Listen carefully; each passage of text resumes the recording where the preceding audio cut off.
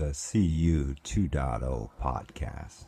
Back on the show today after a hiatus is Kirk Kordeleski, one-time CEO of Bethpage Federal Credit Union, and now a partner in Park Street Partners, where he focuses on credit union executive retirement plans. Those are plans designed to keep good talent in place. Kordeleski, of course, has been on the show many times, but he's always welcome back because he has deep insight into what it's like to be a credit union CEO and also how to compensate those CEOs appropriately. Here's a link to the Kordeleski archives in the show notes. What brings Kordeleski back to the show today is that much is changing in the retirement planning for credit union CEOs and senior staff. Changing macroeconomic conditions have triggered significant changes in the retirement plans. Breathe easily. There remain good, stable plans. Kordeleski tells about them in the show. Know that appropriate compensation for senior executives at a credit union is a must for those institutions that want to succeed. Kordeleski brings us up to date to what's working now and what will likely work in the future. Listen up. Okay, so you're going to tell me about what's new, what's changed in the world of SERP since we last talked, perhaps 6 months ago. So let's talk about it. And Robert, so good to be back on the air with you. Thank you for taking the time to interview me today. And you asked what is a really intriguing question, which is about where supplemental executive retirement firms, SERPs, are today in the credit union industry. And let's take a step back into the bigger picture. When interest rates went up, and this was really the kind of the last time we spoke in some detail, interest rates had gone up, and it really exposed a number of challenges in the industry like so many things, like so many types of investments, like so much margin on the business for credit unions. Low interest rates had created a long-term environment, 10, 12-year run since 2010, up until well into 2020 and 2021, that allowed for SERPs specifically to be able to be created at a low rate of interest on the books of a credit union. If you remember the model, and I'm sure you do, and I imagine maybe most of the listeners may, but these are life insurance policies that are put in place to create a tax-free retirement plan for the executive, typically paying out over 20 years, tax-free. And much like a mortgage loan, where the house is put up as collateral for a loan, and it's collateralized back to the credit union as the first payee in time of a sale or default. And then the equity or the value of that home accrues to the homeowner or the member. In these cases, these are loans given by the credit union to purchase a life insurance policy. And that life insurance policy becomes a loan on the books of the credit union. And the life insurance policy is in the name of the executive. And the executive extracts that value, in this case, instead of appreciated home value, cash value, in the insurance fund during their retirement years. Well, that all worked marvelously for that 10 or 12 years in a low interest rate environment. As interest rates moved up by 5.25% and started to settle into a higher rate of interest for the loans on the books of the credit union, the loan that funded that insurance policy, those loans started to become larger and larger because the rate not only was higher that had to be paid back to the credit union for their loan to the executive, but also the margin between the dividend rate or the earnings rate on that life insurance policy and the rate on the loan became smaller and smaller. So in order to create the same value for the executive, the same retirement funding for the 20 years, those loans became much larger, or they carried tax consequences with them. So you have this environment where interest rates go up and it starts to stress the original model of the plans. Our last conversation was about a product that we reintroduced to the marketplace, Park Street. For those of you that have listened to us over the years, OM was our firm for a number of years. Park is our rebranded firm from about 18 months ago. Park went back to the product that had been in place in the early 2000s, which allows us to put in a insurance product and a loan on the books that does not create the loan at the beginning of the policy, but allows it to accumulate premium by premium as it's paid. That has allowed us to not have the tax consequences or the inflation in the size of the loan. So the new products entered the marketplace. The quick answer to this, as interest rates went up, new products came into the marketplace. In our case, it's called Switch Dollar, and there are a couple other firms that have introduced that product. On the other hand, the indexed universal life product, which is the other primary product, if you might recall, two products that fund the insurance policies, whole life or indexed universal life. The IULs, or indexed universal lives product, has been strained, and it's now in a situation where a lot of those have had to be refinanced because they no longer are performing at the illustrated rate that the executives had counted on. So you've had a lot of pressure that's been created by interest rates and created by the design of the products that are forcing most credit unions to go back and evaluate whether the plans are designed and illustrated as properly as they should be, and if they're going to deliver the retirement plans that the executives hope to. There's more to that, but I've gone on long enough. Let me let you ask a few questions. Let's go back to why does SERPs exist?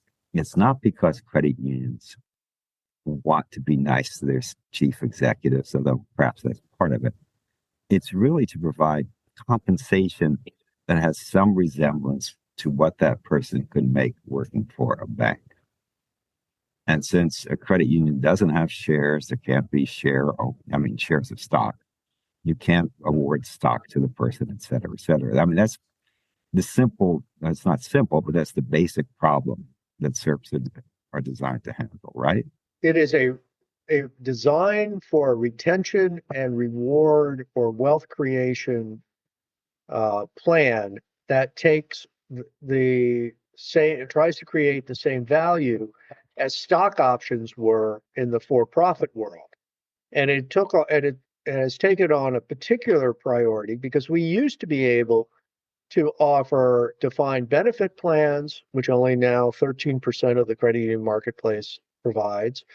And because salaries have gone up to an extent that 401ks and Social Security no longer can, because of the caps on those plans, no longer can make up a high percentage of an executive's retirement. So you do not have the traditional tools, the defined benefit plan, and you're trying to compete in the marketplace against executives that can work in environments for fintechs or big techs or banks or community banks that have stock options. And without these types of tools, you can't compete for that talent. And very, very, very few companies still offer defined benefit plans. It's not just very few credit unions. It's very few companies of any kind. That is the difference is that used to stand in place of some of these tools and benefits. But once that got eliminated, the gap became much larger and SERPs became even more important. Now, I have a friend who used to, he's now retired, but he had a very large privately held hospitality company. He was the sole owner, and he liked it that way. But to keep his employees, he created a kind of phantom stock. It wasn't a real stock exactly, but in the world of that fantasy world, it actually had value. And what could go up, it could go down using normal metrics. And the employees were quite happy with that. They thought they were paid comparable to what they would have gotten from larger hotel companies that are publicly held. Could a credit union create a vehicle like that? It's wonderful that you ask it because we've worked on this a couple times, particularly for QSOs. I worked on one extensively, model extensively last year, and we'll probably do a couple more this year.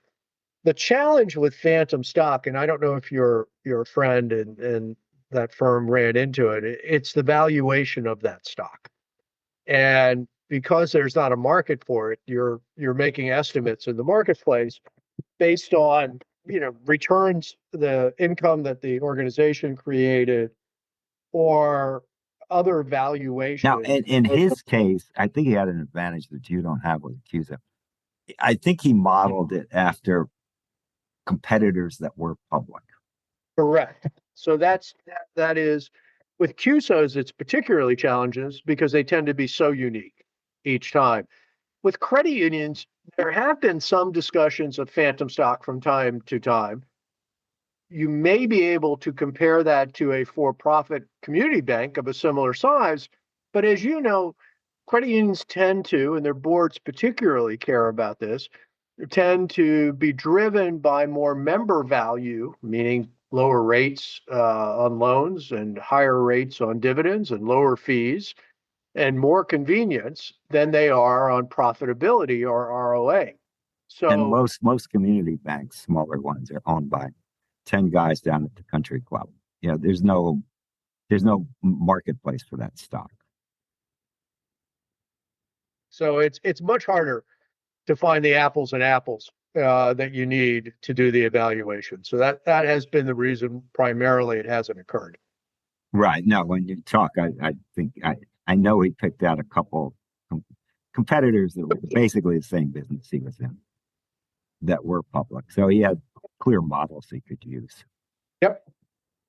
And the employees would understand those models because they were always competing with these guys.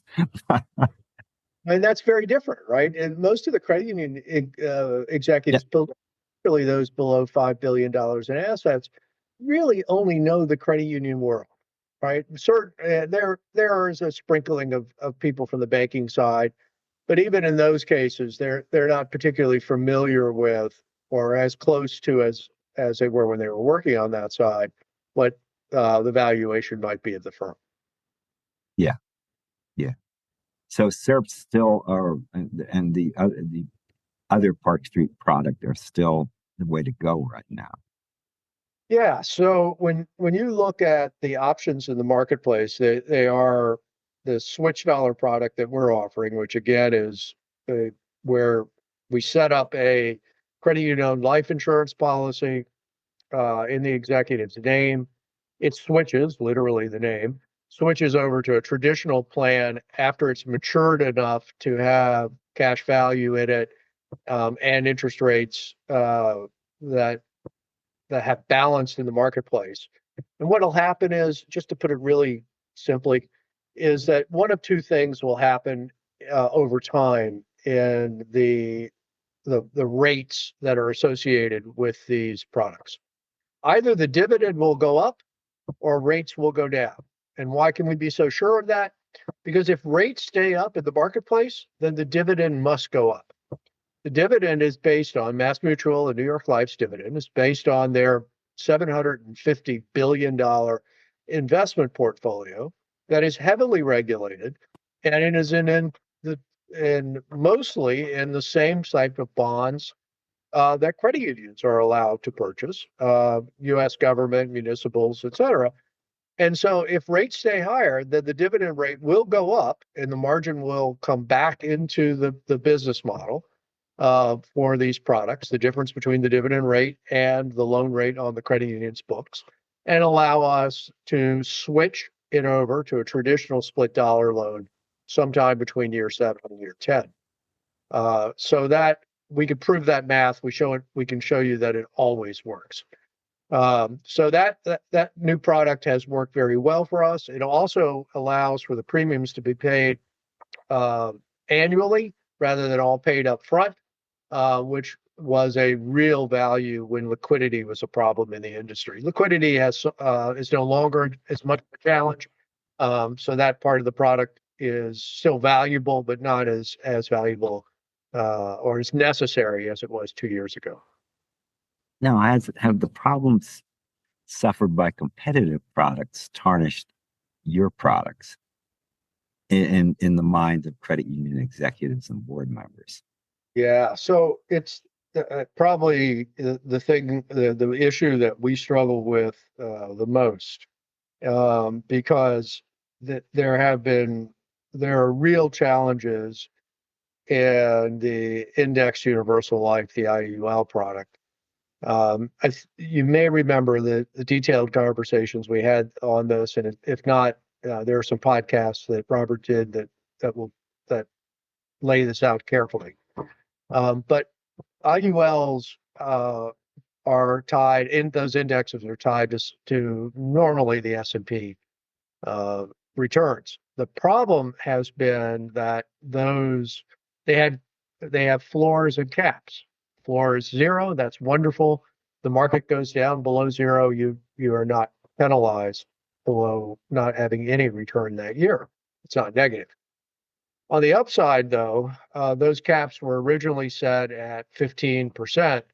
They have been changed by the insurance providers because of the profitability of the product. They made mistakes in their calculation of the profitability of their products. They lowered those caps to 8 and 9%. So now, in the very good years of a market, you can only earn 8 or 9%, not 15. Or if you're in the stock market yourself, if you have a year that has a 20% return, you're going to get that 20% return, and that's going to offset the next year if you have the zero or negative return. So now, instead of a wide range of value that's created by the Index Universal Life, 0 to 15 or 0 to 13%, you have a very limited return of 0 to 8%. Well, the average of the 0 to 8% ends up being right around 6%, which is lower than the dividend on the whole life policies. So in essence, you take a completely risk-free environment, dividends on a whole life policy, and now you compare that to an Index Universal Life, which has a lot of volatility and risk, and the whole life product stands up very well. As a matter of fact, in every credit union and in every plan, our whole life product today illustrates the same or higher retirement value than we originally designed. So every one of our plans is working to the extent it was designed or better than the design for the executive and for the credit union. And it's just simply whole life products are really well designed for this product. IULs. My point was, if a friend of yours had an IUL product and now needs it and is not quite there for him, is that friend a senior executive of a credit union? Does he distinguish between that product and your product? In other words, are all products tainted in his mind? Yeah, it's too risky, man. My friend was counting on this, and now he's on food stamps and blah blah blah. Yeah, I don't think that all plans are tainted. I think that executives and boards are taking a great deal more time to understand what they're getting into. Because if this is something that once it's set up is extraordinarily important and substantial to the executive's family. They're counting on this. She, or they are all counting on living off of this benefit. And so if it is miscalculated or misperforming, it's severely disruptive. So they're spending time understanding the options. When it isn't working, credit unions are stepping in and putting in additional plans to fix the problem. So it has not tainted the industry at this point. And part of that is where you started, Robert. There's only one option. If you don't offer insurance-based SERPs, then you're going to offer a cash-based SERP, a 457F, and that's a terribly expensive product for the credit union.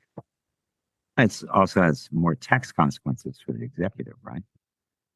But that's why it's so much more expensive, because they're going to get taxed on 50 cents on the dollar.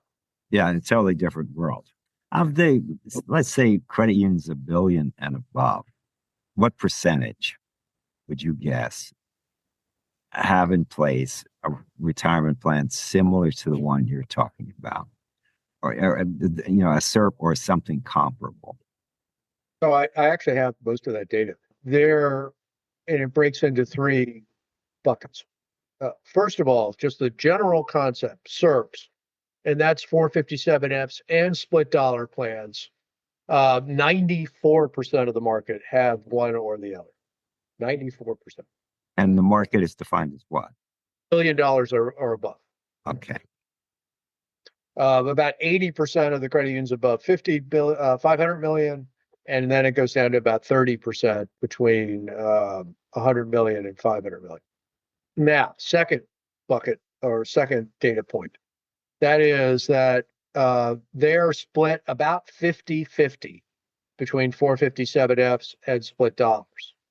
Third and critical data point is about 70%, though, about 70% of new plans are split dollar plans because they're so beneficial to the organization because they get paid, the credit union gets paid back principal and interest, and so valuable to the executive because it's tax-free income during the retirement years. In the case of a merger, what happens to one of these plans? Great question. And it's a material question now that you see such large mergers occurring. Yeah, you look at First Tech, DCU, and you say anything is mergeable. Correct. Maybe the only one that isn't, maybe state employees and Navy. But everybody else is in play. So when you look at a merger, the credit union that's being acquired, okay, the credit union that's being acquired, their executives' SERPs become 100% vested on the merger date. So the idea behind it, the concept, the strategy, is that an executive that's getting acquired would not stand in the way of the merger for their own self-interest. Ah, that's excellent. Yes. So and I know in smaller credit unions, and this is pretty well documented in filings with NCUA, a lot of times it's concerns about pensions and whatnot that prompt executives to fight bitterly against a merger. Correct. And by the way, and kind of understandably too. I mean, let's perfect sense on a human basis.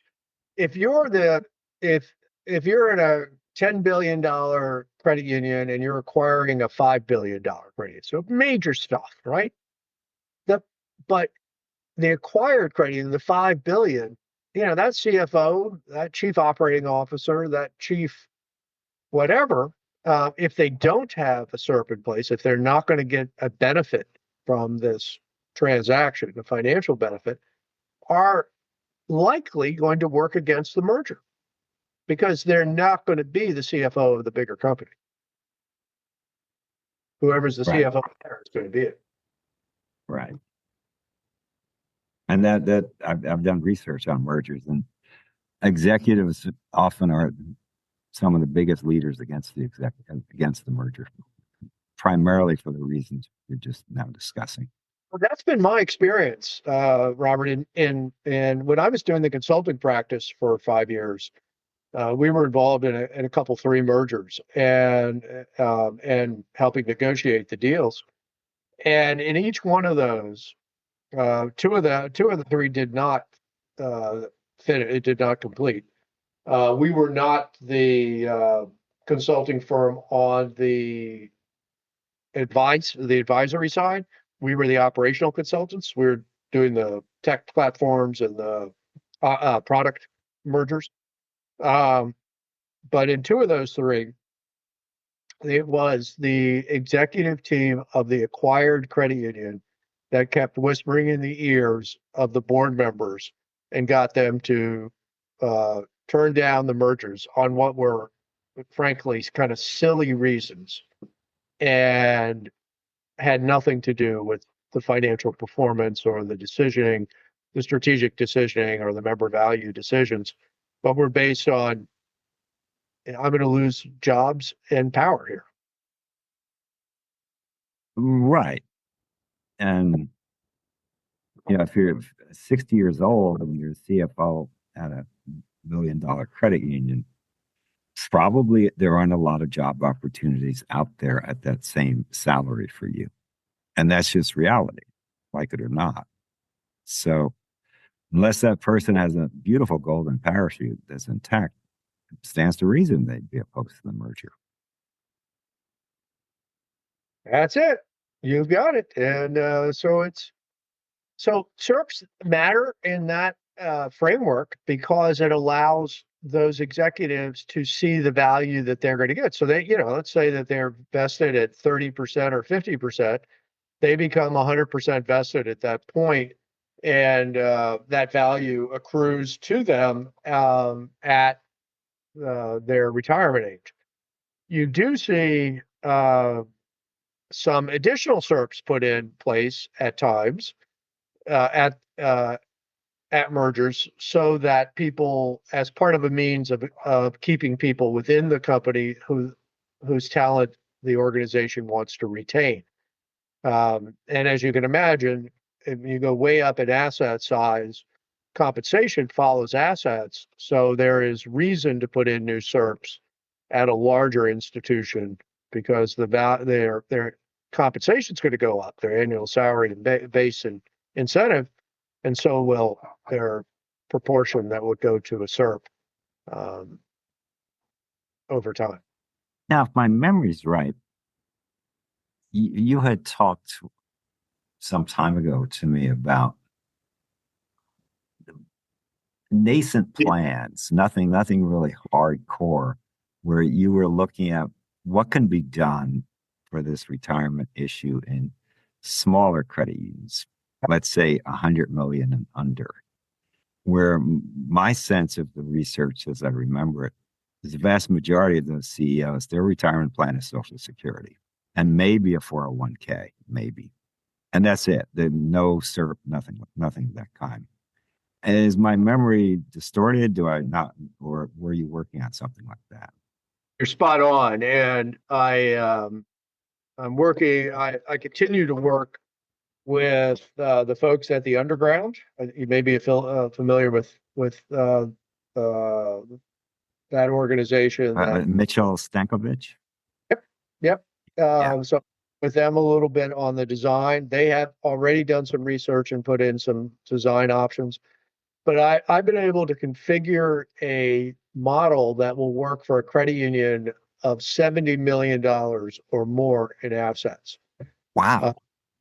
Goes down below 70 million, then it's going to be dependent on salary. So if the salary is, let's say, $100,000 a year for that CEO, then if they have a 401k and a Social Security, they're going to be able to get to their retirement goals. It's when you get above 200,000 that the caps come in for 401ks and Social Security, and that's where you need a SERP, and that's where we're putting it. And that comes in around 70 million, $80 million in assets. Well, the most you can get out of Social Security, Marie's right, is 55,000 a year, something like that. Like that. Yep. And yeah, so you get much over 100,000, and there's a big stretch, a big gap between that and what Social Security is going to give you. So, right. It's then it depends on whether they have a 401k, right? Yeah, and if they had a fair match or not. So there are levers within that analysis that you have to take a look at. The biggest issue is that as you get to the smaller credit unions, they are less connected to these tools, and so the education and bringing the board members along is a difficult process. and also, and you know this, Kirk, some of those small credit unions, the board members are acting in many cases as unpaid employees of the credit union. That's right. They're doing it, and they're doing it out of joy and mission and passion, and they're really good people. But they can't put it's hard for them to say, oh, the president's getting $100,000 and yet I'm working 60 hours a week here for nothing. So, is that fair? I see both sides of that story, actually. I've talked to that kind of person. Wow. I have nothing but admiration for them. I wouldn't do it myself, but I have nothing but admiration. So you're saying there's hope for the retirement plans at credit I, union.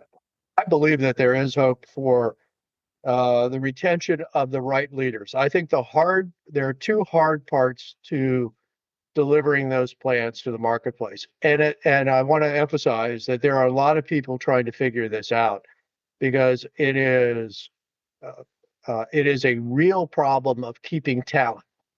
So let me give you a couple stories, quick ones.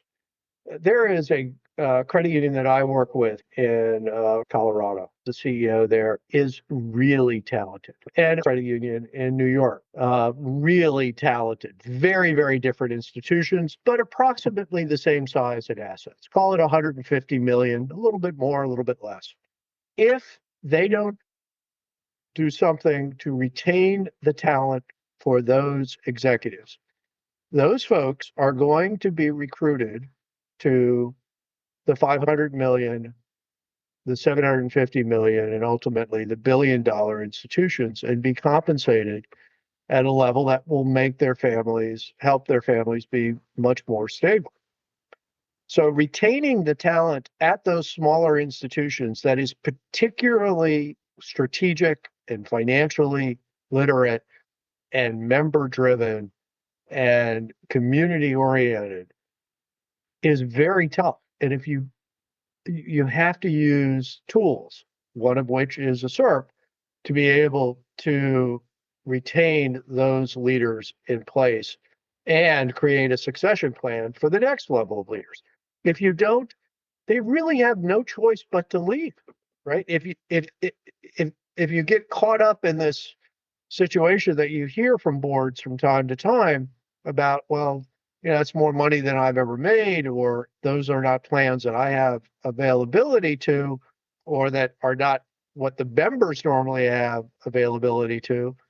Well, that's all well and good and clearly true, but you're not running an institution where you have all the regulations and all the product mix and all the technology and the responsibility for the people that are involved that these executives have.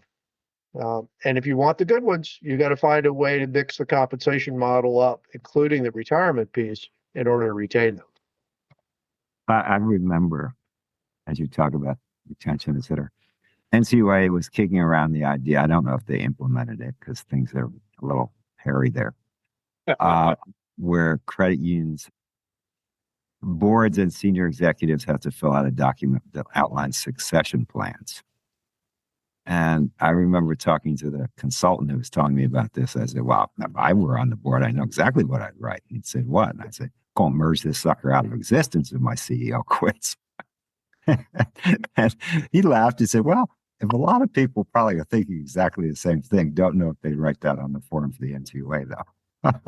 and that's what I would do in the case of these two good CEOs that you're talking about if I were on the board. It's now, that said, I might want to do some things to try to retain them instead. That's right. So, let's explore that, Robert. And I'd love to get your input on it as well. So here's where I've evolved during our conversations and now with my 5 years in this role as a partner at Park Street Partners. I've come to this point where I've always been passionate about this, but I'm really driven by this now. That creating compensation models, and particularly retirement models, entire compensation models, that are fair to the executives who are talented.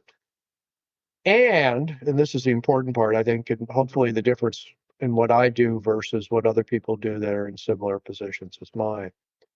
And tying that to 3 drivers: strategy of the organization, financial capabilities of the organization and current state, and succession planning, the next leaders that they need to be able to afford. And so I do a lot of analysis on their capital growth, on their current return on assets.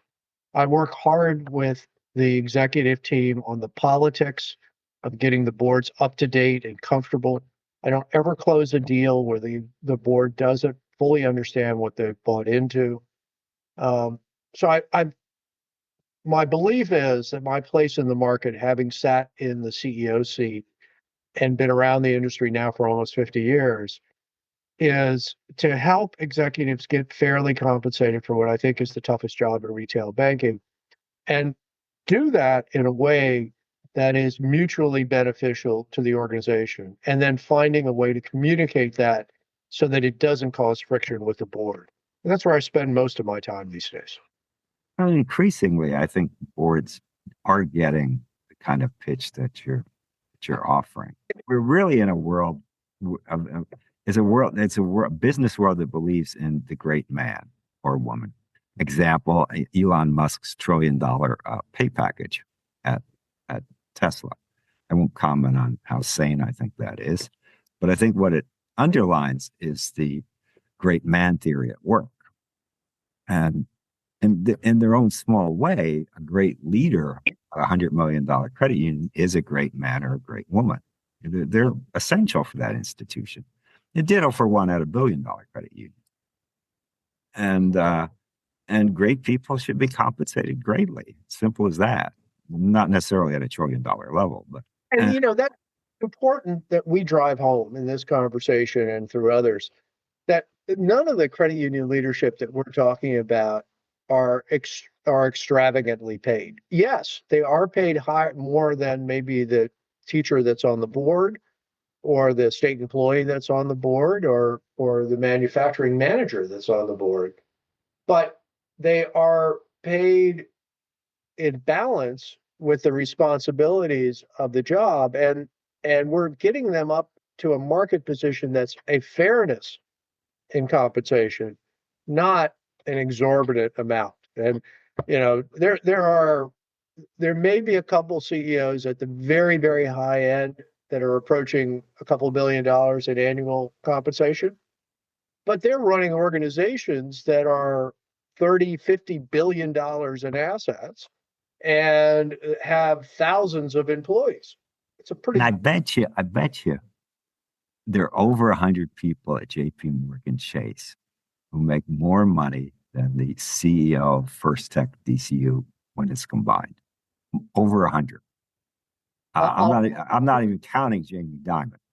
Of course, he's making many multiples more. And I don't know what that person will make, but it's going to be a hell of a lot less. And there's 100 people at Goldman Sachs, 500 people at Goldman Sachs making more. That's right. Look, I mean, this is just the way the world works. You can not like it, but this is reality. And if you want to be able, you can't have a conversation saying, geez, we have to have an organization that can compete for the members' business and provide the same quality of service and value to the members as these banks. And then on the other hand, say, well, we can't pay a third of what they pay. That's not logical. That doesn't work. And, life is expensive. A friend of mine called me up the other day, and he's not complaining exactly, but he's kind of like thunderstruck. My son wants to go to Duke. Do you know that Duke costs about $100,000 a year? That's and saying $100,000 a year. I think that's about what it costs, actually. So, it takes real money to play in this world sometimes. It does indeed, and that is a very interesting conversation that has nothing to do with what we're talking about today, but it has everything to do with the compensation and how credit unions have to accept that these aren't unrealistic or nasty or greedy demands. Sometimes it's just a life demand. That's it. Let's say they're state, right? Let's say they're going to a very significant university within your state. It's still very expensive for those men and women to go to college. And in New York State, where you live, there are a lot of very nice small colleges, Hamilton, Colgate, etc. They all probably cost $80,000 a year. They do. And and I happen to have a son going to school in Virginia right now, and I can tell you that it's expensive. And the the important part of all these pieces is that what those if we have an executive, the credit union has an executive that has real talent and that they're driving the member value and the financial performance, the regulatory requirements, and they're building strategy and they're building brand and they're managing all the technology consequences and changes and the fintechs investments and the product differentiation and the product complexity and the balance sheet complexity and interest rate marketplaces that are moving very fast, then that takes talent. And that talent is compensated at a market rate. And most of the people, I would say that almost all of the executives of the industry are willing to trade off something in compensation, some amount in compensation, some percentage, for being in an industry that they care about, that they believe has better value, that they have more control of their careers in than they do in the banking world.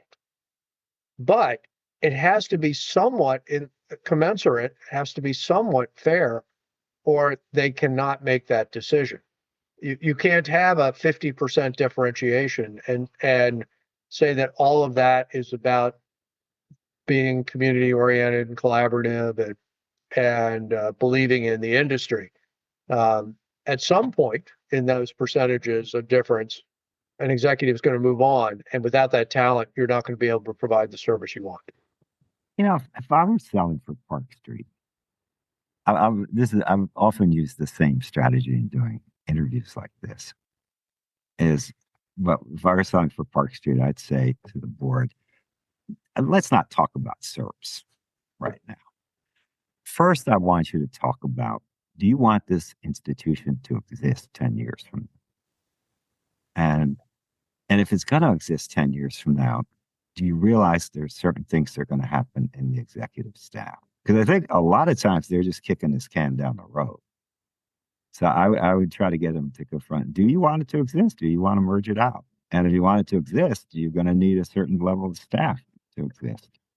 I think your approach is exactly spot on. And you could steal it, Kirk. It's yours. there's a couple interesting transitions that are going on in the industry.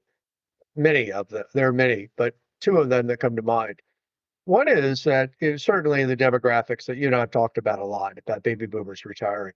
There's also a second piece to that, is that many board members are 20 years older than the baby boomers. And there is an extensive amount of new board members coming into the industry and helping them understand how the industry works, whether they're going to be here in the next 10 years, how they think about that strategy and executive retention, and who to hire for those roles, is becoming a very interesting conversation. Because, as I'm sure you note, and I'm sure the listeners will note, there are major job announcements made every day for large credit unions in the country. At least once a week, you see an announcement made. And along with those, if you get underneath the covers, if you look at them, you're seeing that the board members are changing at the same time. They're moving on as the CEO retires, because they are of an age and they are of a mind that may be different from the new organization. Well, I think that's healthy too. Agreed. Yeah, credit unions, in my mind, most of them don't exist in a hyper-competitive world. And that hyper-competitive world does exist in things like banking, not necessarily community banking, but money center banks are highly competitive with each other. And credit unions just say, oh, geez, NCUA says our CAMEL score is this, so we're doing okay. Yeah, we're kind of mediocre, but so is everybody else. That's not a way to think, I don't think, anymore. It's is that really good enough? I doubt it. So, was at the launch NCU 2.0 event, CU 2.0 event last week.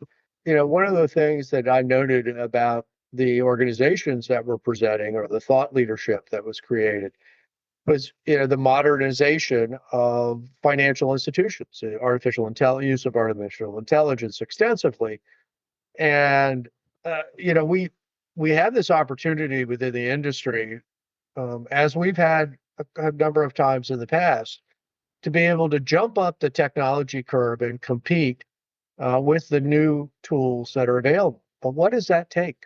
That takes thoughtful leadership. It takes a board support behind it.